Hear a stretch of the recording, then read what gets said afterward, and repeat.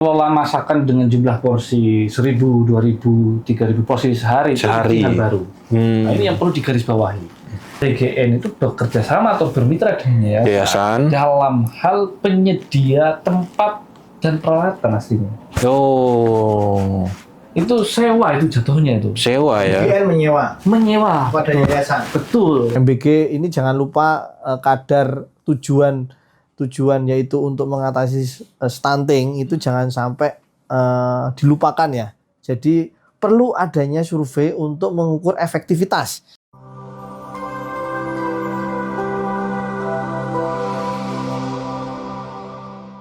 Kembali lagi di podcast Gung Story. Pada episode kali ini kita akan ngobrol-ngobrol soal makanan bergizi gratis atau MBG. Di sini kita sudah menghadirkan Mas Galih sebagai orang yang mengelola MBG di Purbalingga ya. Juga ada Pak Akbar, orang yang menyuplai salah satu jenis makanan yang ada di menu MBG. Teman-teman, sebagaimana yang mungkin banyak beredar berita-beritanya, MBG ini kan ada sisi yang banyak diperhatikan oleh orang-orang nih Mas Galih, Pak Akbar. Kayak soal misalnya fraud gitu, atau misalnya soal keracunan gitu ya. Nah, nanti kita akan banyak membahas susah enaknya mengelola MBG. Mungkin saya dari Mas Galih dulu. Mas Galih, boleh diceritakan nggak? Mas Galih ini kan mengelola MBG nih. Nah, apa sih Mas yang menjadi tantangan tersendiri mungkin saat mengelola MBG ini? Oke, mana? Kamera mana? Mana aja boleh, sini boleh. Ya. Oke, jadi izin ya Mas Ali ya. Kalau kita bicara tentang MBG, pengelolaan MBG, susah senangnya dan tantangannya ya. Yang pertama bagi saya dan bahkan mungkin sebagian besar teman-teman di lapangan, mengelola masakan dengan jumlah porsi 1.000, 2.000, 3.000 porsi sehari. Itu hal baru. Nah, ini yang perlu digarisbawahi. Jadi sebenarnya persoalan utama itu lebih banyak kepada sisi adaptasi ya. Kalau publik lebih banyak melakukan kritik, itu kan ekspektasi. Dan kita di lapangan itu memang tidak bisa dibatahkan kita nggak mungkin memangkas waktu untuk beradaptasi atau berproses lah. Dari mana? Dari tadi itu yang dari mana? Dari ini kita yang bukan basic dari catering satu ya kan. Kita bahkan saya nih contoh. Awalnya nggak ngerti rice streamer itu apa, terus bagaimana sistem ducting exhaust buat sirkulasi udara di dapur itu nggak tahu. Karena mendapatkan kesempatan, maka kita butuh waktu untuk belajar dan beradaptasi. Iya, betul. Jadi poin pertamanya sebenarnya ini sesuatu yang sangat teramat istimewa, sangat teramat luar biasa. Berterima kasih sekali kepada Bapak Prabowo ini. Waduh. Ini luar biasa. Nah, orang kampung, warga lokal itu diberikan kesempatan untuk mengelola dapur yang porsi masaknya besar, yang itu mungkin standarnya industri atau restoran besar. Sehingga minimal berarti itu kita ada upgrade secara knowledge ya, pengetahuan. Oh ternyata itu masaknya nggak pakai kompor gas, pakainya ada mesinnya rice streamer gitu kan, sesuatu yang baru gitu. Terus itu bahkan contoh ya, ada yayasan, ada mitra pemodal, ada orang-orang yang terlibat pengelola ini. Semuanya ini belajar, soalnya belajar. Mungkin kalau Pak Bahlil mungkin udah Pak tahu ya. Tapi bagi kita ini kan semuanya hal baru gitu. Iya. Nah, dari hal baru ini sukanya kalau kita menyikapinya dengan cara bahwa kita sebagai ruang kita upgrade kapasitas diri, kita beradaptasi dengan belajar hal baru. Ini menjadi ruang yang menyenangkan. Tapi tantangannya ya pasti banyak orang komplain, kritik, kita dianggap tidak profesional. Di sisi lain, entah apapun itu ada plus minusnya. Menurut saya program ini sangat mulia dan sangat baik gitu. Melibatkan banyak sekali orang-orang, pihak-pihak yang terlibat. Bersyukur itu bisa terlibat di MBG. Kalau alurnya sendiri gimana sih Mas? Kalau orang mau menjadi pengelola MBG kayak Mas Galih, itu sebenarnya alurnya gimana sih? Alurnya itu gini Mas. Yang pertama ini program itu kan sebenarnya menjadi hak otoritas mutlaknya Badan Gizi Nasional di bawah Presiden ya, Bapak Wakil. BGN ya. Ya, semuanya itu menjadi kewenangannya BGN, Badan Gizi Nasional. Kemudian BGN itu bermitra dengan yayasan, poin keduanya. Oke, yayasan, oke. Karena BGN. ini orang itu bingung nih, maksudnya itu gimana, seperti apa. Jadi skemanya itu adalah BGN itu bekerja sama atau bermitra dengan Yayasan. dalam hal penyedia tempat dan peralatan aslinya. Oh, Itu sewa itu jatuhnya itu. sewa ya. BGN menyewa Menyewa. pada yayasan. Betul, sesuai dengan spek dan juknis yang sudah diterbitkan Oleh BGN. Contoh nih, Iya. Asakbar punya yayasan, mendaftarlah ke BGN.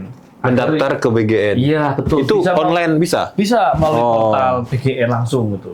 Oh. Misalnya Mas Akbar mendaftar di BGN, kemudian sama BGN itu dicek, diverifikasi ya, lolos atau tidak ya. Harus yayasan. Harus kalau hari ini Operasi yayasan. nggak bisa. Koperasi sekarang itu lebih difokuskan untuk mensuplai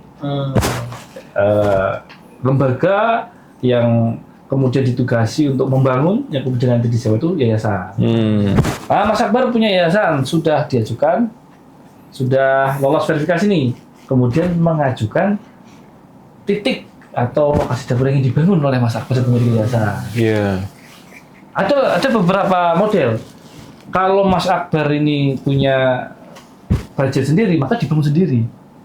Tapi kalau Mas Akbar kebetulan Terbatas gitu ya. terbatas, Harus maka nyari investor. bermitra, mencari modal tambahan. Nah, disinilah sebenarnya sudah terlihat bagaimana satu dapur itu berpeluang, berpotensi melibatkan banyak pihak. Minimal yayasan, Yayasan. yayasan ada pengurusnya, ada pengelolanya, itu kan. Yayasan kemudian sangat membuka peluang untuk ada skema kerjasama kemitraan permodalan. Iya, iya. Nanti bangun yo melibatkan banyak pihak, pengelolaan melibatkan banyak pihak, supplier melibatkan banyak pihak, termasuk koperasi. Berarti kalau dapur sendiri itu wajib milik yayasan atau enggak Mas Gali? Kalau Ya. dapurnya. Secara regulasi, dapur ini sebenarnya miliknya BGN. Ini menurut saya ya. Oh. Cuman yang saya pelajari itu sebenarnya milik BGN. Karena kok ada kontrak sewa dari BGN yayasan. Yang nyewa BGN. BGN. Yang punya BGN. BGN, karena ada kontrak sewanya. Betul. Iya. Itu sebelum running, itu ada kontrak yang harus ditandatangani antara yayasan dengan BGN. BGN. Makanya itu skemanya itu sewa yang nilai insentif sekarang 6 juta per hari. Oh. Sewanya berapa? Kalau hari ini 6 juta per hari. 6 juta per hari? Iya. Oh. Dulu itu 2.000 dikali 3.000 porsi. Iya. Tapi sekarang karena jumlah porsi yang dimasak sama dapur semenjak kasus keracunan itu kan evaluasi juga dari BGN. Iya. Maka dapur tidak dipaksakan memasak lebih dari 3.000. Artinya dapur sekarang cuma masak 1.500, 2.000. Insentifnya tetap dijaga sama BGN. Kenapa? Karena sudah banyak pengusaha-pengusaha atau yayasan yang mengeluarkan modal untuk membangun dan Set up itu. men-set up, membeli peralatannya. Kurang baik apa Pak Dulu? Waduh. Berarti dengan salah pilih saya. dengan kata lain, siapapun yayasan apapun bisa Mas Gali ya. Harus yayasan ada jenis-jenisnya nggak? Bidang yayasannya harus bergerak di bidang ini Yayasan atau Tawuran Nusantara mungkin gitu. Ya sejauh ini saya memproses tidak ada batasan kategori. Misalnya nih yayasan yang bergerak di bidang pendidikan, Iya. bidang sosial, enggak semuanya diperbolehkan dan diizinkan. Dulu Iya. awal sempat ada beberapa aturan secara waktu ya, usia yayasan. Oh. Tapi makin Dulu. ya, Sekarang udah enggak. Ya sekarang Yayasan lama, tua, muda boleh. karena lebih sekarang yang dinilai itu komitmennya. Oh. Orang ngurus yayasan diajuin verifikasi bangun-bangun tak jadi itu kan jadi persoalan tuh. Yang dianggap titik fiktif itu. Iya. Oke, berarti yayasan ini juga secara administrasi dia juga harus memenuhi kriteria ya. Betul. Bisa Dokumen hukumnya ada gitu. Kalau ada orang yang mau berinvestasi ke dapur, Iya. itu wajib cek, tanya ke yayasan. Itu yayasannya sudah terverifikasi atau belum, Oh. PT-nya sudah disetujui atau belum. Biar tidak salah tempat itu, investasinya tidak mubazir. Ya. Oke. Saya mungkin pindah ke Mas Akbar ya. Kenapa akhirnya memutuskan menjadi bagian dari penyuplai MBG? Bagaimana pandangannya soal program Pak Prabowo ini? Makan bergizi gratis tujuannya adalah mengurangi angka stunting dan gizi buruk Indonesia. Itu memang tujuan yang mulia gitu ya.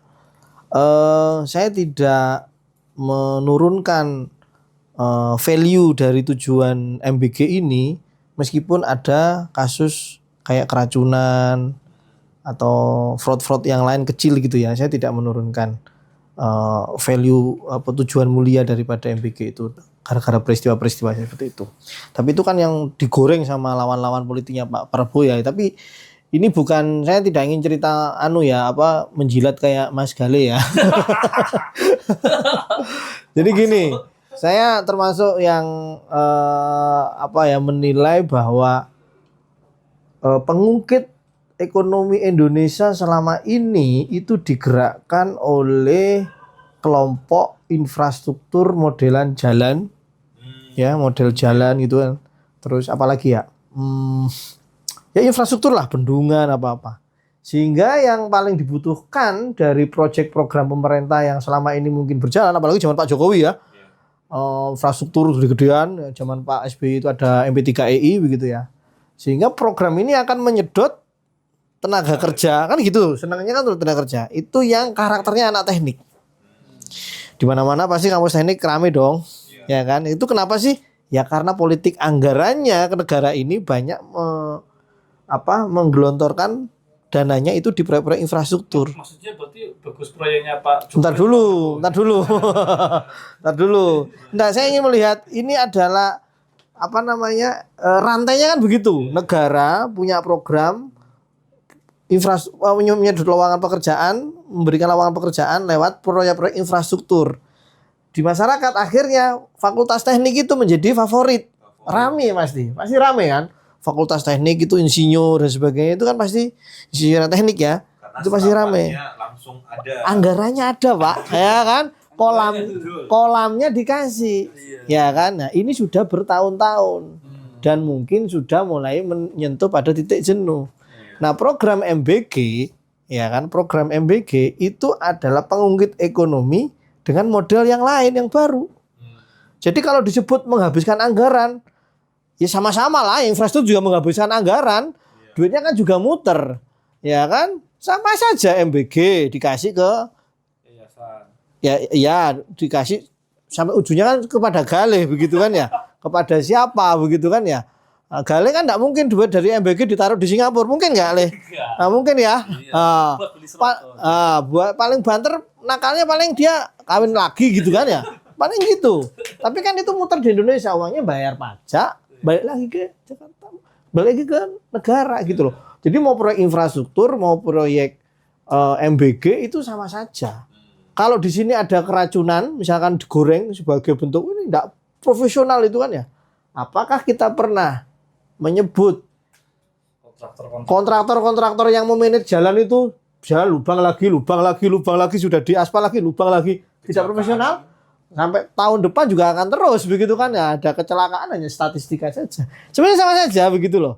Nah cuman kan di sana udah tahu nih siapa yang menikmati, nah gantian lah kira-kira begitu kan. Kalau di sana yang menikmati anak teknik sipil, nah kira-kira inilah saatnya waktunya anak-anak ahli gizi menikmati pertanian ya kan, menikmati inilah pengungkit ekonomi begitu ya. Nah sekarang sudah bisa dirasakan ya kan, beras, telur, apalagi Pak, susu ya, peternak itu akan mendapatkan manfaat ya, karena ada uang yang mengalir di rantai ini ya kan ya. Di SPPG itu kan ada nasi berarti beras, ada lauk berarti mungkin telur, mungkin ayam ya Mas ya.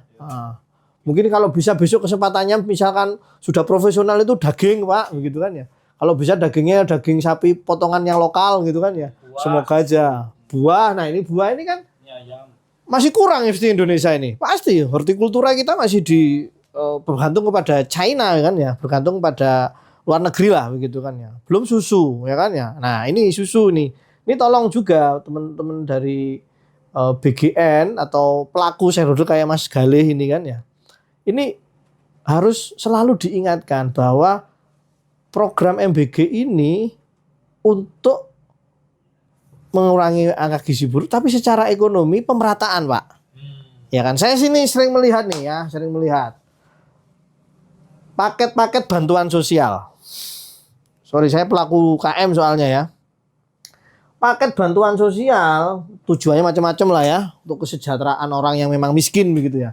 Isinya itu Mari Regal, Mayora, apalagi minyak goreng, itu semuanya yang paling sering disebut sebagai oligarki ekonomi Indonesia. Kapan kelas UKM ini menikmati itu, ya kan ya? Kalau kelas UKM masuk, wah nanti para ahli gizinya mulai menyerang, ya kan ya? Seolah-olah yang industri besar itu lebih higienis daripada industri yang kelas kami ini. Ini yang perlu disadarkan, ya. Jadi jangan sampai ada anggapan bahwa kalau industri besar higienis, kalau industri kelas UKM nggak higienis, juga curiganya itu berlipat-lipat ketika kita mau mengajukan ini loh produk saya sebagai ini. Nah, ini susu ya kan ya. Misalkan di MBG butuh susu. Kalau Anda memaksakan susu sapi, ya pasti Pak larinya pasti ke orang-orang besar nih. Ultra Jaya, Indomil, apalagi ya kan ke yang susu UHT itu. Pasti gitu. Sehingga mereka Pak Prabowo juga pasti mention itu kalau apa pasti memperingatkan ya. Kalau aku yakin loh karena Prabowo kan orangnya sosialis ya. Kayak bapaknya kan, kayak Pak Sumitro gitu kan ya. Dia tidak akan diam ketika proyek dia hanya dinikmati segelintir warga yang bukan dia berekspektasi di situ. Ya kan? Dia pengennya itu kelas UKM gini. Nah, makanya untuk soal susu misalkan salah satunya ya. Bukalah untuk orang-orang UKM kita yang ngasih susu kambing dan sebagainya. Itu oke loh. Mau apa harus sesuai dengan standar BPOM bisa.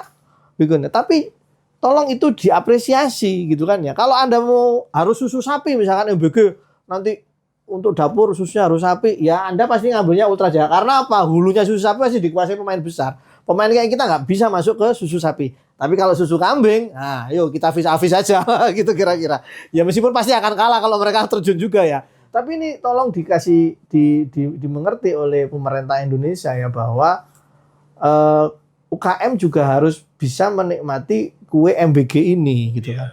Karena ketika kita bisa menyuplai berarti kita akan menciptakan buying power, kekuatan untuk daya beli masyarakat. Karena apa? Karena aku punya karyawan, Pak. Karena saya pasti punya vendor manufaktur, saya punya vendor distributor dan sebagainya. Itu kan ada karyawannya. Dan itulah yang akan kemudian mendorong buying power. Saya sih teman-teman ini kan sebagai karyawan begitu kan, punya gaji, jadi punya kemampuan untuk membeli. Nah, ketika punya kemampuan membeli, ya apa yang disebut dengan pertumbuhan ekonomi 8% lewat MBG atau mungkin juga lewat program-program yang lain, misalkan Koperasi Merah Putih, ya itu mudah. Kalau ada yang skeptis, misalkan media gitu kan ya, wah ada ini skeptis semua sama proyek pemerintah. Ya jalan itu juga Anda layak skeptis itu kan ya. Bangun dikit-dikit jalan raya, diiniin apa, di maintain itu juga banyak bolongnya, Pak. Jadi sama-sama aja gitu kan, gantian gitulah, gantian istilahnya. Nah, menurut Mas Galih gimana Mas? Tadi apa yang disampaikan oleh Mas Akbar tadi? Mas Galih kan sebagai pengelola. Ya. Yang disampaikan Mas Akbar ini kan lebih kepada menggambarkan ya secara lebih luas dan lebih besar ya. Ya pastinya saya sepakat ya dengan semua statement dari Mas Akbar tentang lebih ke mungkin sisi membandingkan soal anggaran di masa lalu dengan masa sekarang. Sebenarnya ada sisi kekurangannya sama-sama itu. Yeah, tapi betul. di masa yang sekarang dengan program MBG ini jauh lebih menciptakan multiple effect ya. Iya. Mulai dari yayasan, pengelola, UMKM, dan supply dan ekosistem yang terbangun. Apalagi ketika pemerintah juga fokus terhadap industri-industri ataupun sediaan-sediaan bahan yang memungkinkan itu diproduksi oleh UMKM lokal. Biar tidak ada monopoli dari industri lama. Industri besar gitu ya. Industri besar. Jadi justru nanti tidak industri status quo. Jadi ujungnya itu kan kalau kita lihat ya Badan Gizi Nasional dan isu stunting kata Mas Akbar nih. kita tidak hanya mendapatkan generasi emas karena kita terhindar dari stunting, anak-anak terpenuhi gizinya, tapi juga terbangun ekonomi kerakyatannya, terbangun tumbuh ekonomi nasionalnya. Wah, itu yang mudah-mudahan saya juga sangat berharap ya. Jadi program ini benar-benar memiliki dampak selain multiple effect di bawah, di nasional, skala nasional, bahkan mungkin akan jadi bargaining negara kita juga di kancah perpolitikan di luar. Ini yang perlu digarisbawahi gini ya. Jadi kalau proyek infrastruktur jeleknya ya, tak kasih jeleknya ya, misalkan proyek infrastruktur di Papua, proyek infrastruktur di NTT, proyek infrastruktur di Maluku bangun jalan begitu ya, pasti itu pengusahanya orang Jakarta. Tapi kalau MBG ini modelnya kayak begitu, itu yang harus diperingatkan. MBG yang di NTT misalkan, ya itu dikelola oleh orang sana lah. Ya menurut saya itu kuenya juga dari sana, itu seharusnya yang digambar, diekspektasikan itu seperti itu. Tentara lah gitu ya. Ya, minimal tentara polisi sana. Duitnya bisa dari Jakarta, tetapi itu harus mendapat apa istilahnya support, ada juga menggerakkan ekonomi di sekitar. Tapi gitu ini perlu ini ada apa ya? Saya selaku pelaku ya pengelolaan berpikir, saya merasakan sangat cukup fair walaupun tidak se-clear dan se-clean yang dibayangkan, artinya keterlibatan dari pihak-pihak instansi pemerintah, polisi dan tentara mungkin sebagian ada. Tapi masih banyak ruang di mana teman-teman yayasan bahwa Warlock itu memang benar-benar mampu dan bisa terlibat. Iya. Itu yang menarik. Yang satu sisi mungkin kalau proyek nggak bisa bos. Itu saja. Infrastruktur ya. Iya. Itu saja. Ya. Saya tidak menghilangkan yang misal unsur pemerintah ya, ada polisi, tentara, Pemda, bupati yang ikut terlibat bermain di dalamnya. Itu mungkin iya mungkin enggak ya, tapi seenggaknya itu Warlock itu terlibat, punya ruang banyak. Ini yang tidak dimiliki di program-program lain. Atau mungkin isu MBG ini dimainkan juga sama orang-orang yang main di isu infrastrukturnya. Itu kayaknya soal masalah korupsi aja itu kayaknya kurang. Kekurangan ya. Oh karena hilang ininya masuk ke MBG, akhirnya dia mengkritik MBG gitu ya. Bisa juga Anda bisa begitu. Serakonomik gitu. Serakonomik kalau bahasa itu. Makanya saya bilang angle-nya gantian. Iya. Program gantian. MBG itu program gantian. Masuk. Iya. Terakhir Pak Akbar, ada yang mau disampaikan nggak soal program MBG ini? Ya. Harapannya atau MBG ini jangan lupa kadar tujuan yaitu untuk mengatasi stunting itu jangan sampai dilupakan ya. Jadi perlu adanya survei untuk mengukur efektivitas daripada proyek MBG ini dengan kadar peningkatan gizi anak Indonesia. Itu harus juga selaras ya. Saya itu sangat sedih ya kalau misalkan ke daerah, misalkan sekarang ini kita di Tangerang Selatan itu, coba kita tanya wali kota Tangsel, berapa jumlah anak yang di Tangsel yang menderita gizi buruk? Pasti nggak ada datanya Pak. Pasti nggak ada datanya itu, saya yakin itu. Ya kan karena apa ya? Pelaporannya nggak jelas, ya kan nggak bisa ditanyain itu semua bupati se-Indonesia udah tanyain aja, mungkin nggak lebih dari 10 orang yang bisa menjawab berapa angka gizi buruk di daerah Anda hari ini. Nggak bisa. Kan diukur lingkar kepalanya, berat badan idealnya, tinggi badannya, kan begitu. Kalau ada bupati yang mengklaim itu sudah divestasi kah? Hari ini itu pasti data berapa bulannya itu pasti BPS ya kan ya? Ya kan seharusnya kan bisa Pak. Biasanya pakai aplikasi kan bisa, kalau kader Posyandunya bisa mengupdate datanya kan, Posyandu kan ada. Nah ini maksud saya, jangan sampai program MBG ini sampai melupakan bahwa ini harus meningkatkan angka gizi anak Indonesia atau menurunkan gizi buruk anak Indonesia. Ini kudu dirasiokan gitu loh, ya kan ya. Nah, memang kan ini tujuannya kan paling ideal itu sebenarnya itu anak balita. Nah, ini kan nanti nextnya kan sasarannya kan kepada ibu menyusui, ibu hamil, sama bayi balita kan. Ya, ini penting ini. Ini mungkin yang paling menentukan untuk penurunan angka stunting ini. Karena yang penting itu biar nggak stunting itu adalah ketika baru lahir sampai usia berapa bulan itu ya? Berapa 1000 hari ya? Bukan 1000 bulan ya? Nah, itu ya kan, itu jadi proteinnya itu dipastikan jangan sampai anak masih bayi setelah lepas empasi makannya cuma karbo saja ya kan ya. Harus ada ikannya, itu penting ya kan ya. Habis itu lansia, ya kan ya. Habis itu lansia, orang-orang tua kita pastikan karena kan orang tua itu cukup ini ya, apa namanya? Pasti di Indonesia ini banyak sekali lansia yang ditinggalkan anaknya. Bukan salahnya anaknya juga pasti bekerja kan, punya keluarga dan sebagainya, nggak salah. Tapi kehidupan situasi yang seperti itu kan pasti dihadapi oleh banyak masyarakat Indonesia. Saya yakin itu. Akhirnya kerepotan, kadang sering izin kantor dan sebagainya. Itu negara kalau bisa hadir di situasi-situasi itu, itulah namanya negara sosialis. Stop makanya. Bukan negara Pancasila. Nah, apalagi satu lagi itu kayak nih teman-teman nih ya kan, magang kan ada wacana itu. Ya kan, salah satu kekurangan dari apa namanya? Bukan ya, SDM Indonesia adalah kurangnya pengalaman. Ya kan? Karena dipupuk kuliah terus, nggak punya pengalaman kerja.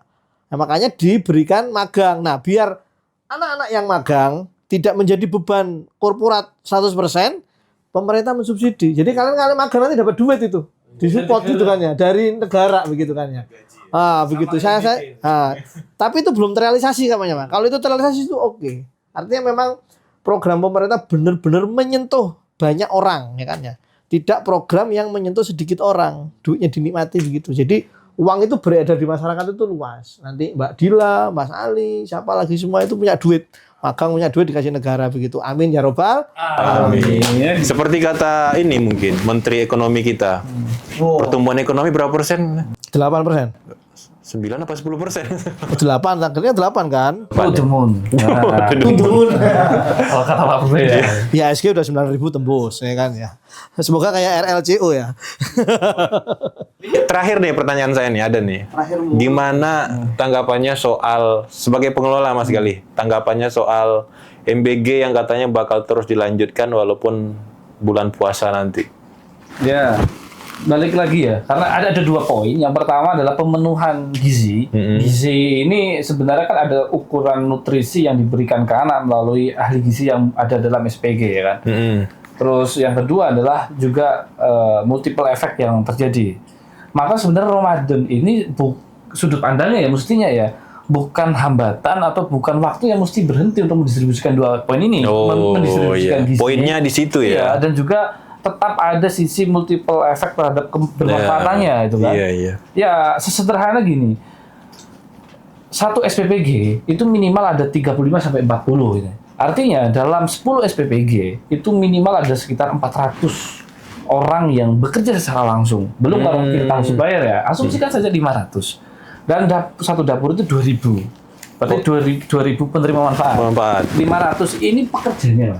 500 ini pekerjanya. Pekerja dari 10 dapur. 10 dapur. 10 dapur, kalau satu yayasan itu 10 dapur ya. Jadi satu yayasan punya 10 dapur, berarti minimal ada 500 orang yang bekerja terlibat. Penerima manfaatnya satu dapur itu 2.000. 2.000 dikali 10 berapa? 2.000 dikali 10. 20.000. 20.000. Iya. Berarti ada 20.000 penerima manfaat yang ditargetkan akan mendapatkan nutrisi dan terpenuhi gizinya. Ramadan itu pemerintah melalui BGN itu menggunakan skema menu kering. Artinya bukan menu basah. Menu kering ya. Bedanya apa? Menu basah itu masakannya ada nasinya, ada lauknya, ada buahnya. Nah, kering itu nanti snack kayak roti gitu, terus mungkin biskuit, susu, atau buah yang memiliki masa waktu bisa dikonsumsi setelah buka puasa. Bawa rumah lah.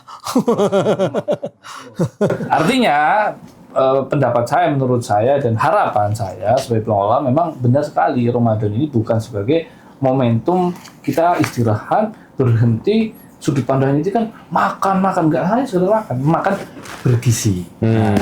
Gizinya tetap bisa didistribusikan. Buka bergizi. Gitu Mas Ali.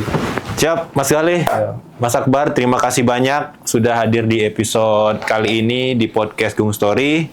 Itu tadi episode kali ini teman-teman. Sampai ketemu di episode-episode selanjutnya. Sampai jumpa. Oke.